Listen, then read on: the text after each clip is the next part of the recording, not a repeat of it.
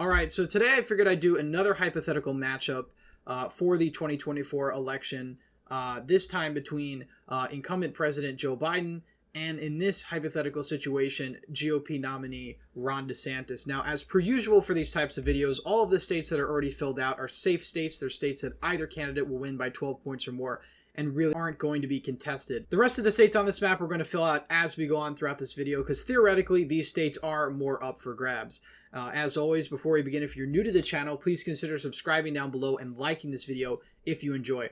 So even though we've got a long way away until 2024, I figured it'd be fun every now and then to do these sort of hypotheticals to kind of gauge where I think the candidates stand as we get closer to the general election. And to be clear, we've got over a year and a half away till the general election, but it's going to come quicker than you think. So I figure now's the time to just do some really early speculation on the election. So of course, as usual, again, we're going to go west to east in this video. We're going to start off with the state of Nevada. So of course, this election, the 2024 election in this hypothetical, would be a competition between DeSantis's record in Florida and Joe Biden's record in Washington. Now, if we look at the state of Nevada going back to 2020, this was a state that Donald Trump lost very narrowly. He only lost it by 2.4%, and he benefited from trends all across the state sort of trending in Republicans' direction, specifically Clark County, which only trended 1.4 points, but it sort of offset the bluer trends in the northwestern part of the state, places like Washoe County that trended almost 3.5 points to the left.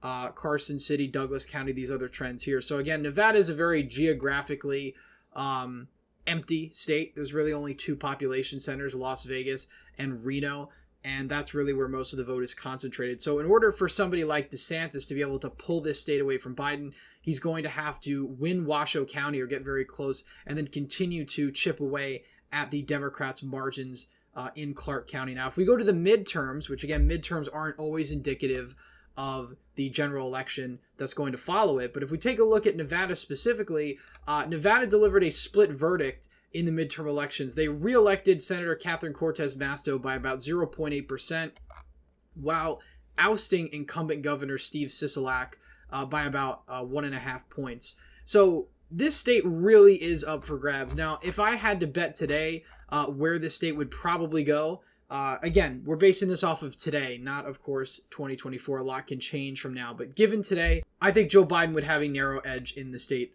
of Nevada. Now, there's a couple of reasons for this. For one, if abortion becomes a major issue of the 2024 campaign, I think Democrats are going to do everything in their power to make it a major issue. DeSantis' stance on abortion, the heartbeat bill he passed in Florida, is really, really unpopular in the state of Nevada. And also, it's still a Democratic state. You know, it has a Democratic-controlled legislature. A majority of Democrats represent the state in Congress.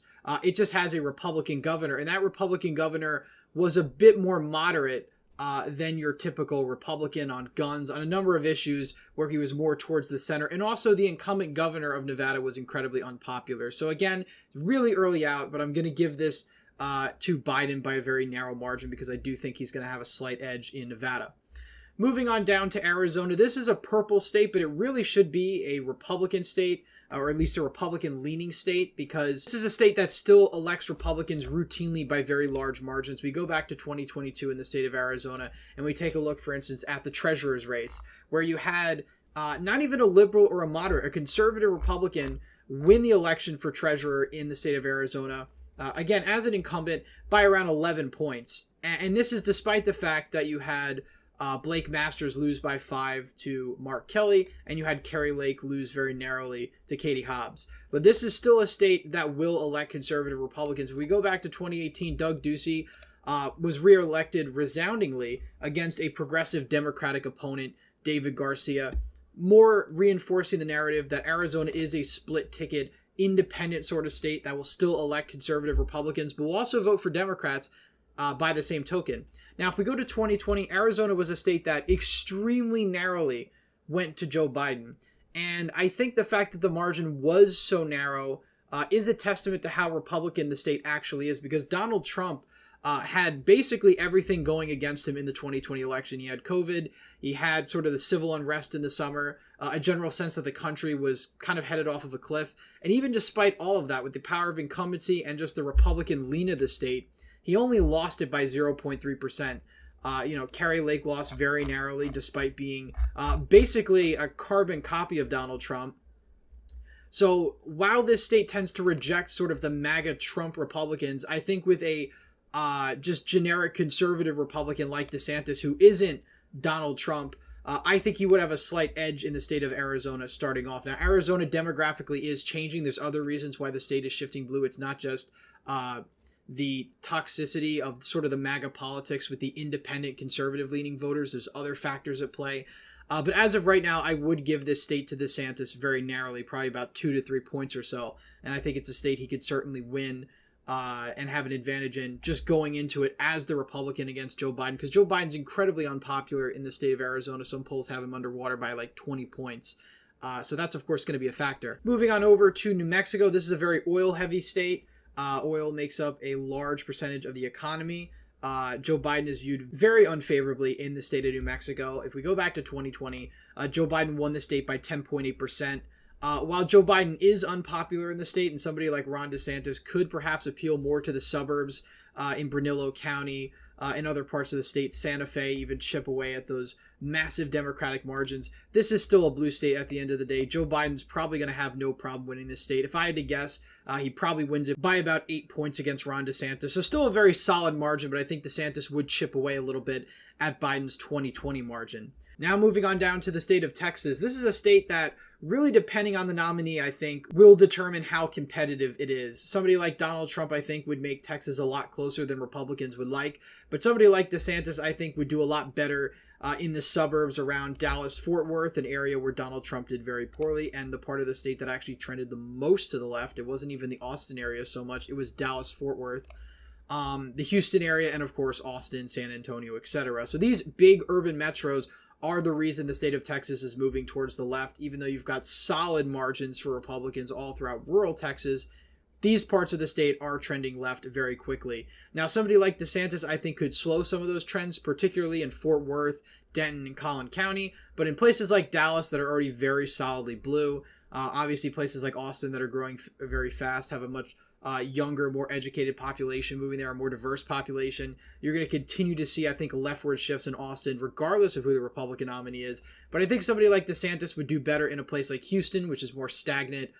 Politically speaking, it's not trending as further left anymore post-2016, and the Dallas-Fort Worth area. So while Donald Trump only won the state by a little over 5 percentage points, I think Ron DeSantis will have no problem carrying the state of Texas. I could see him winning it by about 8 or 9 points. So I don't really think Biden's going to contest it. But I think in a scenario where DeSantis is the nominee, it'll go fairly comfortably to him by today's standards.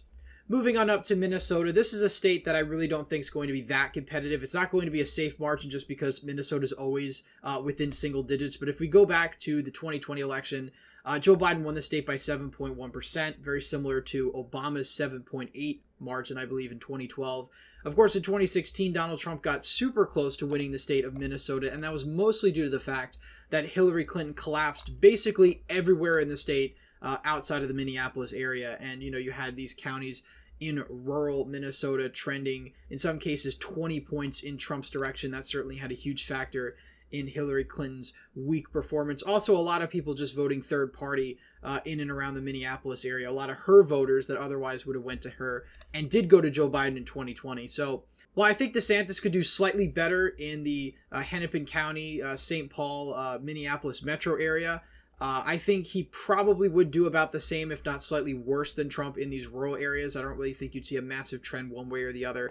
So I still think it's probably going to be a likely margin for Joe Biden. I still think this will be about a 6 to 7 point margin of victory for him. I don't really see Minnesota trending in the Republicans' direction, at least in 2024. Moving on down to Iowa, I think DeSantis will have no problem carrying the state of Iowa. I'm going to put that as a likely Republican for now, probably about an 8 to 10 margin of victory. If we take a look back at 2016, Donald Trump won the state of Iowa by over 8 points. Fast forward to 2020, that margin was basically essentially the same. Joe Biden got less than 45% of the vote in the state. Given how unpopular Joe Biden is in a lot of these swing states, even with some of the baggage I think Ron DeSantis might bring with his abortion position, I still think he's going to carry Iowa pretty comfortably. Again, this is a very rural, ex-urban state that's been trending Republican really since 2008 federally, and I think it's going to continue that trend in 2024, so I think DeSantis will have no problem winning there. Moving on over to Nebraska's 2nd district. This is a really tough district to categorize because this is really going to depend on how strong DeSantis actually is in the suburbs. If we take a look at the showing back in 2020, Joe Biden won it comfortably. He won it by nearly 7 percentage points against Donald Trump. Back in 2016, Nebraska's 2nd district went to Donald Trump very narrowly, I think by about 1.5 to 2 points. So this district is really up for grabs. Given the large margin of victory Joe Biden got in the district, and given the fact that the district is trending left, I will narrowly give this district to Joe Biden. I think he'd win it by about 3. I still think DeSantis is going to improve, but at this point in time, I still think Joe Biden's going to hold on to Nebraska's 2nd district. Now, moving up to Wisconsin. Now, this is a tough state to categorize because it is so purple. We just had the Supreme Court race in Wisconsin where the conservative Republican-backed candidate did incredibly poorly in a off-year election, an off-year election. It was in an off month. It occurred in April earlier this month. But Republicans had a very bad showing there. And it has led credence to the argument of what Donald Trump's impact is on the Rust Belt and whether or not there is a certain segment of the voting population that only turns out for somebody like Donald Trump. If we go back to 2016, Donald Trump was the first Republican to win Wisconsin since 1984, Reagan's 49-state landslide. And he won mostly because, again, like Minnesota, Hillary Clinton's margins absolutely collapsed. I mean, Donald Trump only got 47.2% of the vote. And he actually got less raw votes than Mitt Romney, which most people aren't aware of. But Hillary Clinton had an absolute collapse of turnout in Milwaukee, just all across the state, only getting 70% in Dane County. That's a county that Janet Protase was the liberal justice earlier this month, got 83% of the vote in. So there was a massive reduction in Democratic margins all across the state, contributing to Trump's victory. Now, fast forward to 2020, Donald Trump is the incumbent. He's made some gains in the rural parts of Wisconsin. He gets 48.8% of the vote. Joe Biden gets 49.5%. And the state narrowly goes to him by 0.6, 0.7% of the vote. Now, it's key to any Republican victory, or Democratic victory, rather, in the inverse, is going to be the turnout in the WOW counties and in the western portion of the state. Now, rural Wisconsin actually is fairly populated, despite what some might think. The WOW counties and Milwaukee only make up about 1/3 of Wisconsin, but they still are very important in order to actually winning the state. And of course, Donald Trump had a pretty big slipping away in the WOW counties, a 7-point shift left for Nozawa County, a 5.9% shift in Waukesha, and it also shifts in Washington and just Milwaukee County in general. So all across the state of Wisconsin, you saw shifts to the left, at least in the southern part of the state. In some of the rural counties, you saw more shifts to the right.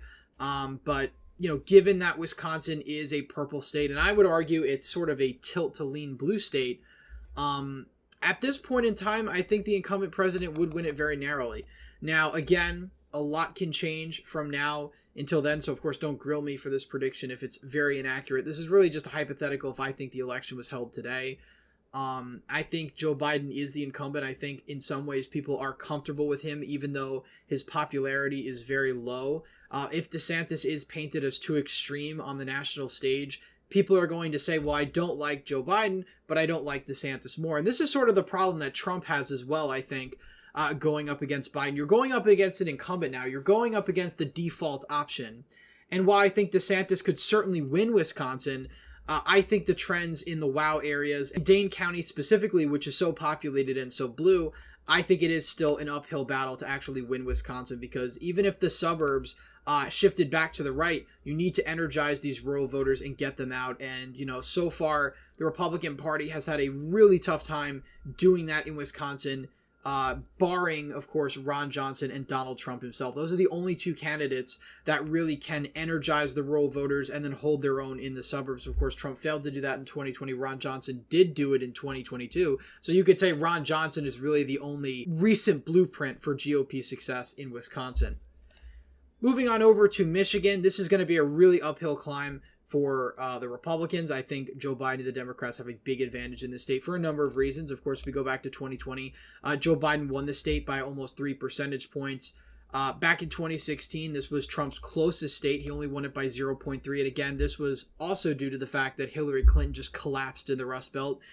That's a common theme. Again, Pennsylvania, Michigan, and Wisconsin, all of these states, Donald Trump got less than 50% of the vote. In fact, in all of these states, he got less than 48.5% of the vote. It's really mainly because Hillary Clinton collapsed in a lot of blue areas and in rural areas that Donald Trump was able to squeak out a victory. You could even argue that this was sort of a fluke, given that everything had sort of aligned for somebody like Donald Trump to come into the picture and shake things up. But normally, somebody like Donald Trump probably would not have won these states if the nominee for the Democrats was Joe Biden or Barack Obama again. But it just so happened that Hillary Clinton was the absolute worst fit for the Rust Belt, and Trump was seen as a viable alternative to enough of these voters. But that being said, Michigan's GOP is currently experiencing just an utter collapse. The new Republican chair, Kristina Karamo, there is just sort of extreme out to la la land. She's really not going to be an effective chair of the Michigan GOP, in my opinion. I think she's just going to weaken the party's margins in these suburban areas.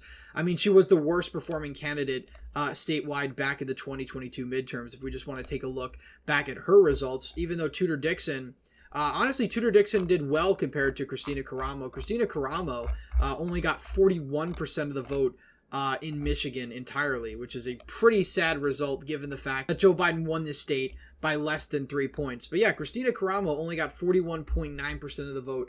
Lost places that Donald Trump won pretty comfortably. Macomb County, Genesee County, which I think was blue before, but you're seeing counties that Trump won in 2016 very narrowly, like Kent County, which is sort of the epicenter, I think, in Michigan of the suburban shift. Of course, Kent and Oakland County. Just absolutely pitiful numbers for Karamo there. This is definitely not somebody who should be running a state party. But regardless, really since 2016, Michigan has shown no sign of reverting back to the GOP. I think Joe Biden will probably win the state by around 5 points as of right now.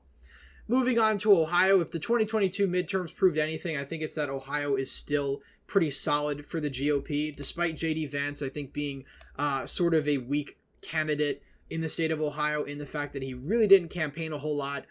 His message did resonate with enough voters, and I do think actually the Trump endorsement in Ohio did help. I think Ohio is one of the states where I think Donald Trump is a huge asset for a Republican, just given the fact that there really isn't enough urban and suburban population in Ohio to outvote the rural areas of the state, at least yet anyway. So in some ways, I think that message resonates with the rural working class voters of Northeast Ohio, obviously the rest of the rural parts of the state. So, you know, J.D. Vance sort of proved, I think, and Tim Ryan was a pretty strong candidate in my opinion. He was probably the best candidate the Democrats could have run, and even then he's getting less than 47% of the vote in a year that ultimately wasn't too great for Republicans. Now, of course, you could also bring up the fact that DeWine absolutely crushed his opponent, Nan Whaley. Wasn't even close. That could have had a positive impact. But again, there was also a massive split ticket going on at the same time. So a lot of voters voted for Tim Ryan and also voted for Mike DeWine. But regardless, I think DeSantis will have no problem in Ohio. I think he'll win by a likely margin. Moving on up to Maine, I don't really think Maine's going to be too contested. I think Maine's 2nd district probably stays with DeSantis. It might be a little bit less so since I don't know if DeSantis is exactly the cultural fit for a place like Maine's 2nd. But regardless, I think partisan loyalty will keep this district in the Republican category. And I think Maine at large will probably go to Biden by a similar margin as it did last time, about 10 points or so, 10, 11 points. Moving on down to New Hampshire. New Hampshire is a state that tends to have a rejection of the incumbent the second time around, at least a certain percentage of backlash against the incumbent. In 2016, of course, Donald Trump almost won the state of New Hampshire. He only got 46.5% of the vote, but he only lost the state by 0.3. Fast forward to 2020, he lost the state by 7. And, you know, given the 2022 midterms, New Hampshire is definitely a state that is sort of staying sort of in that left Democratic lane. Not by a crazy amount. It's not like its neighbor Vermont or Maine. It is within single digits for the most part, but I think ultimately Joe Biden will still win the state of New Hampshire, even if it is a bit closer, probably by about 4 to 5 point margin. Moving on down to Pennsylvania, this is a state that Republicans really dropped the ball in ever since 2016, with one notable exception, of course, or a couple notable exceptions, and that was the 2022 down ballot races. Even though Donald Trump lost the state of Pennsylvania by 1.2%. His coattails, you could argue, did carry some of the down ballot candidates, the state treasurer, the state auditor, who are Republicans now, over the line of victory, and they weren't Republicans before. In fact, those offices have been Democratic for quite a long time, at least the past couple of cycles. So while Donald Trump only lost the state by 1.2, somebody like DeSantis is very untested in a place like Pennsylvania. Interestingly enough, DeSantis actually has roots in the state of Pennsylvania. One of his parents is from Pennsylvania. So you could argue DeSantis could use that to his advantage. But again, Joe Biden is also from Pennsylvania. He was born in Scranton. He sort of used that tagline throughout the 2020 election, and it worked. I mean, he saw a significant recovery over Hillary Clinton's margins, 5 points or so in Lackawanna County. But I think what's really going to hurt DeSantis or any other Republican are the trends in the Philly collar counties and Allegheny County, which have continued to trend away from the Republicans. I mean, Donald Trump only got 39% of the vote in Allegheny County. That's worse than Mitt Romney and John McCain. And, that's even worse than his 2016 performance, where I believe he got 39.6% of the vote, 39.5, very close. Regardless, these counties in the Philadelphia area have been trending much more drastically to the left. Bucks County is the one that's probably the most stagnant, but Chester County in particular, this is a county that Hillary Clinton won by over 9 percentage points. Fast forward, of course, to 2020. Joe Biden wins it by 17.1. Huge shift. And Chester's more of an ex-urban county, but it has a wealthy, highly educated population that is shifting away from the GOP extremely rapidly. Montgomery County, Delaware County also, these were always sort of bluer counties, at least since the 90s, but keep shifting more and more towards the left. And I think that's going to be a problem for any nominee. And I think, honestly, DeSantis at this point might have a performance similar to Oz than Trump 2020, considering the fact that I think Republicans have shown no sign that they're going to gain ground back in these suburbs, especially in the Rust Belt. So as of right now, I think Biden would probably win Pennsylvania by 3 or 4. Now, that could be sort of drastic. And again, this is just how I feel in the moment, how things are going now, but it could very well change. Moving on down to the Commonwealth of Virginia. This is not a place we really talk about too much when we talk about competitive races. This was a state that Donald Trump lost by over 10 points in 2020. It was around a 5-point loss for Donald Trump back in 2016, 5.4% to be exact. And not really a state that's going to be that competitive. So while I think DeSantis will make improvements over Trump 2020, I think he'll win back ex-urban counties like Stafford. He'll probably win Virginia Beach, James City County, potentially Chesapeake, maybe Chesterfield. He'll win some of these ex-urban counties. I still don't really see any scenario where a Republican actually wins Virginia in 2024. It would take a lot of changes in the circumstances leading to 2024. You need a very bad economy and probably a much more unpopular Democratic nominee than even Joe Biden. Maybe somebody like Kamala Harris or something would make Virginia a lot closer. But regardless, and again, one caveat I want to put before we rank Virginia, I think somebody like DeSantis would do a decent number better, because again, if you go back to 2022, and I'm not going to go too much into Virginia now, but there was a decent reversion in some of these suburban and ex-urban counties in the House races when you go county by county. So you did see a reversion. The Republicans only lost the popular vote in Virginia by 3 points. Now, that was a shift to the left, but in a national environment, it's not unlikely to say that Virginia would probably only go D+5 to maybe D+7. So we'll just put it in the likely category for now. But I think you would see in this scenario, Glenn Youngkin, Winsome Sears actually campaigning out for DeSantis, whereas they probably wouldn't do that for Donald Trump, because Donald Trump would lose Virginia by a sizable margin, and there's no use really wasting all that clout when he's not going to win the state anyway. Whereas DeSantis does have a tiny chance to win Virginia. But again, it's a really, really uphill battle. And of course, with Virginia, that would give Biden over the 270 electoral votes he would need to become the president. But we'll continue on with the rest of the states. Of course, North Carolina, this is a state that has stayed sort of in the lean Republican category. Donald Trump won it by 1.3% back in 2020. In 2016, he won it by 3.6%.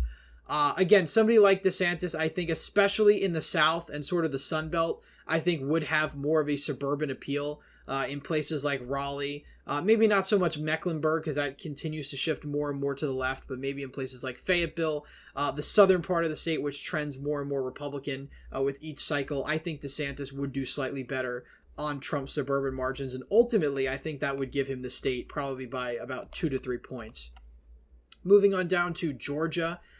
Georgia's key, obviously, to any Republican victory. Republicans really can't win without Georgia. Of course, in order to do so, they'd have to win Pennsylvania and Wisconsin and Nevada, or, you know, a combination of thereof. But Georgia's a state I actually think DeSantis could probably win by about 2 or 3. And the reason I say that is because Georgia, while it is demographically changing, there still is enough voters that are willing to vote Republican that could actually give the state to the GOP. You need not look further than the 2022 midterms, where Brian Kemp won the state of Georgia by over 7 percentage points, beating Stacey Abrams very comfortably, and taking back a lot of ground in the Atlanta metro area. He only lost Gwinnett County by 11. He only lost Cobb by about 5-6 points. And, you know, these are counties where he actually did worse the first time around in 2018. So he improved on his margins in a higher turnout election. And he just did better all over the state. He got 44% in Chatham County. And these other population centers, he's just done better. Fulton County getting 31%. Donald Trump, I believe, only got 25% of the vote there. So Brian Kemp is one of those Republicans that can chip back at these suburban margins. And especially a place like Florida, which is sort of similar demographically to Georgia. Georgia's a little bit different, but they're both southern states. They both have large suburban populations. I think somebody like DeSantis would resonate here. I think Joe Biden would have a harder time holding on to some of his gains in Georgia just because of how unpopular he is. So somebody like DeSantis, I think, could win Georgia by about 2 to 3, which again makes this a much closer race. And obviously Florida, we don't really need to talk about. I don't necessarily think Florida is a safe red state on the presidential level. I know many people have sort of been touting DeSantis' 20-point margin of victory in Florida as sort of a reason why Florida would be a safe state with DeSantis on the ballot.